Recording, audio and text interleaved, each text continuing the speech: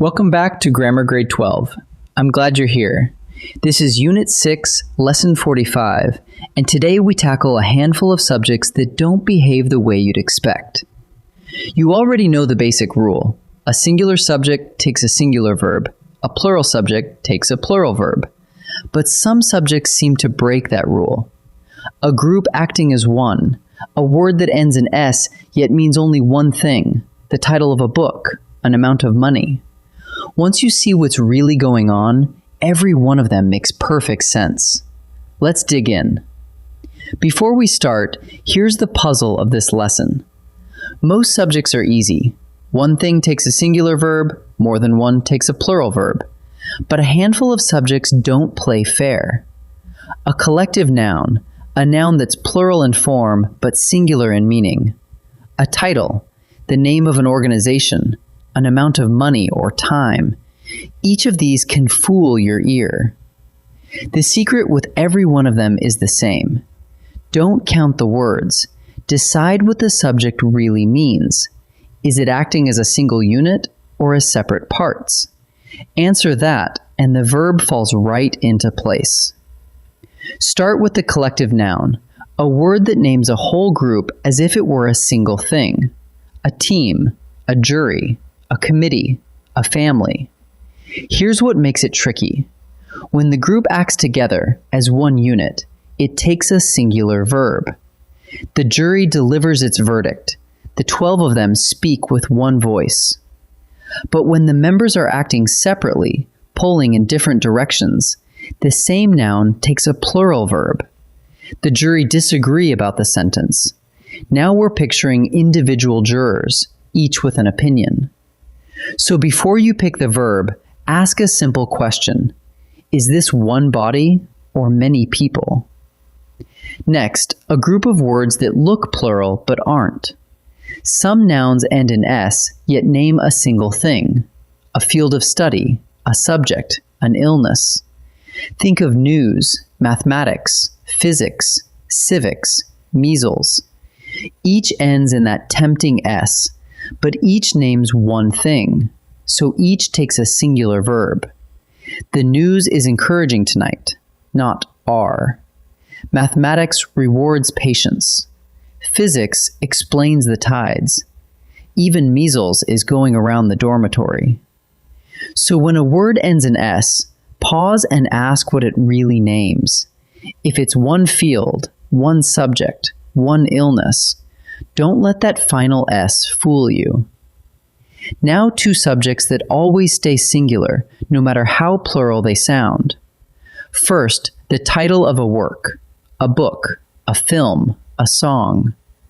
A title is always singular, even when there's a plural word tucked inside it. Great Expectations is a long novel. One book, so is, not are. Second, the name of an organization or a country. The United Nations meets in New York. One body, even though nations is plural. The United States competes as a single team. So remember, one work or one body always takes one singular verb. Last group, amounts.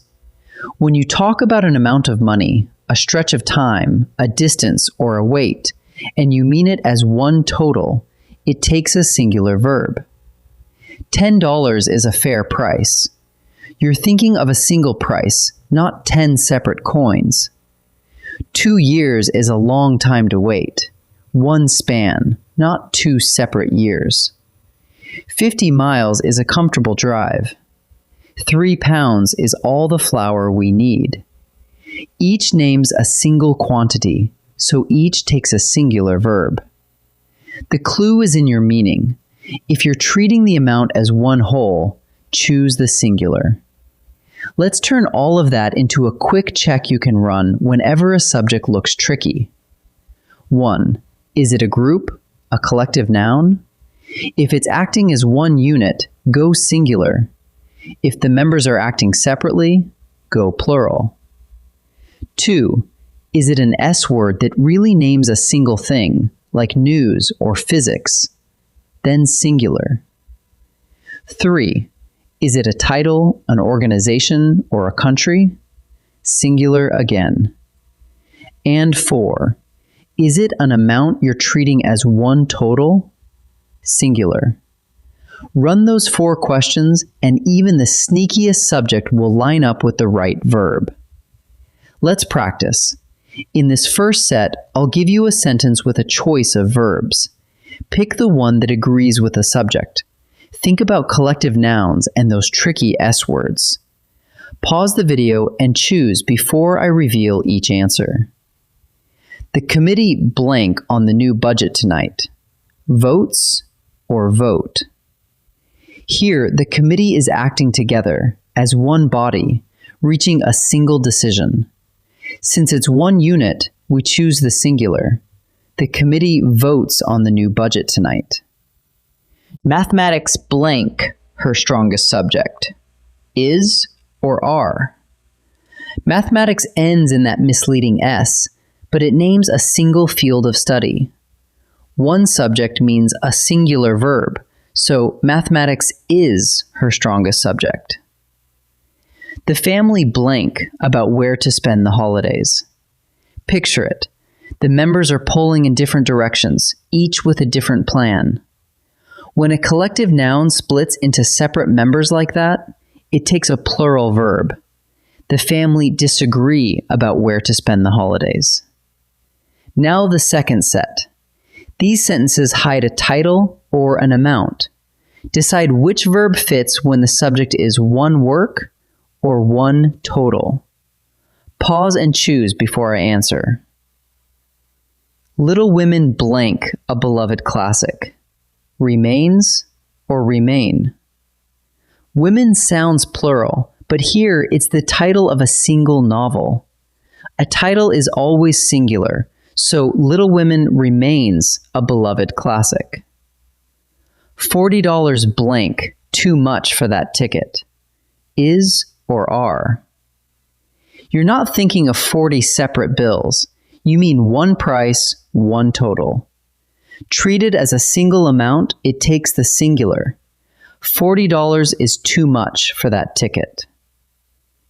The United Nations blank to address the crisis. Meet or meets? Nations is plural, but the United Nations is a single organization, one body acting together. So it takes the singular verb. The United Nations meets to address the crisis. Let's gather what we've learned. First, collective nouns bend both ways. Singular when the group acts as one unit, plural when the members act on their own. Second, some words look plural but aren't. News and mathematics name one thing, and so do titles, organizations, and countries. Every one of those takes a singular verb. And third, an amount of money, time, or distance that you treat as a single total also takes a singular verb. $10 is. 2 years is. The thread through all of it is meaning. Don't count the letters. Decide what the subject really is.